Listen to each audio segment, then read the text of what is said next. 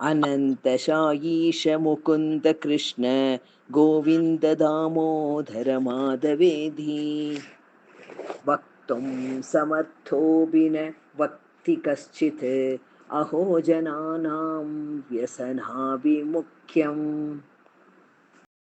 ஐயகோ, மக்களுக்கு அவர்களின் அதாவது உலகாயத விஷயங்களில் ஏற்படும் ஆர்வத்தை கவனியுங்கள். அவர்களால் அனந்தா, சாயீசா, முகுந்தா, கிருஷ்ணா, கோவிந்தா, தாமோதரா, மாதவா என்று இறைவனின் திருநாமங்களை கூற முடியும் என்ற போதும் அவ்வாறு ஒருவரும் உச்சரிப்பதில்லையென்றோ?